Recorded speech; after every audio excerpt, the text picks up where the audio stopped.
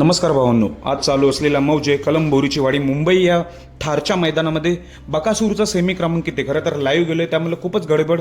मी पण खूप जणांना कॉल करते, कोणाचे कॉलच नाही लागत जे कोणी मैदानात आहेत, कारण की तिकडे नेटवर्क कमी आहे. तरी मी तुम्हाला सेमी 1 पासून सेमी 7 पर्यंत कोणकोणते टॉपचे नंदी कोणत्या सेमीत आहेत हे सर्व सांगणार आहे. सेमी 1 पासून सुरुवात करतो. सेमी 1 मध्ये शाकीरचा शंकर तास 3 वर आहे, मथुर आणि सिकंदर तास 5 वर आहे आणि वाटेगावचा बादल 7 वर आहे. हा झाला सेमी 1. सेमी 2 मध्ये चौरंगी लढत बघायला भेटणार.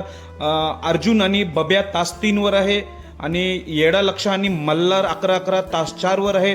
बुलेट बल्मा तास 6 वर आहे. हा सेमी 2 झाला.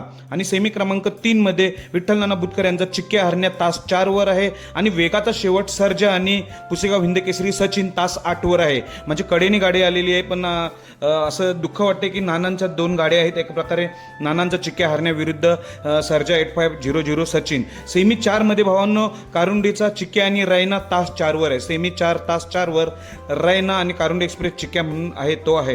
सेमी 5 मध्ये भावांनो तास 6 वर तिथेच बरीच अफवा उडवायला लागली की बाकासूर आहे. भावांनो तिथे बाकासूर नाही, ती गाडी रोमनची आहे. रोमन दादा आणि भवानी तास 6 वर आहे. सेमी 5 मध्ये तास 6 वर रोमन दादा आणि भवानची गाडी पळणार आहे. सेमी 6 ची काहीच अपडेट नाही, कारण लाईव्ह बंद आहे त्यामुळे काहीच अपडेट येत नाही.